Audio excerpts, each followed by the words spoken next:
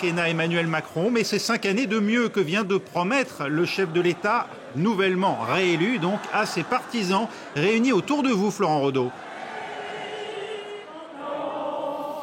Absolument, Raphaël, et vous l'entendez autour de moi, c'est la Marseillaise qui retentit ici au Champ de Mars, au pied de la Tour Eiffel.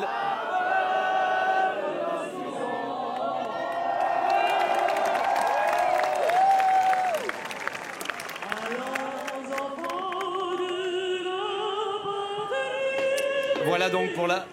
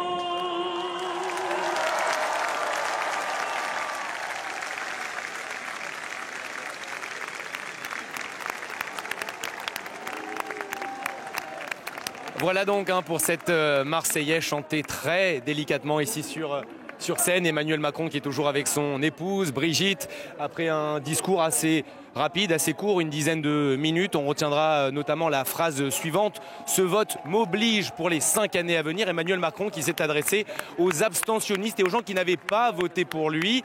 Lorsque les gens ici ont commencé à huer, notamment les électeurs de Marine Le Pen, il leur a demandé bien de ne pas les huer, de ne pas les siffler, ce qu'il a fait depuis le début de cette campagne. Emmanuel Macron qui a eu la phrase suivante: je ne suis plus le président d'un camp, je suis le président de tous les Français.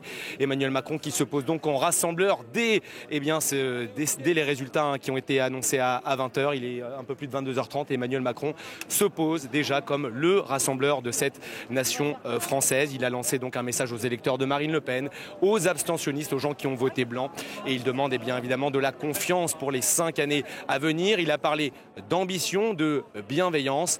Voilà, ce vote m'oblige pour les 5 années à venir. Emmanuel Macron qui a pris conscience évidemment du chantier qui est devant lui, puisque cette France elle est plus divisée que lorsqu'il a été élu en 2017. Son score notamment le prouve, 58,8%, même si ce score, vous l'avez vu, ne cesse d'augmenter. Voilà les militants qui commencent à partir, les premiers militants qui commencent à partir. Ils attendaient de pied ferme ce discours d'Emmanuel Macron. C'est donc désormais chose faite.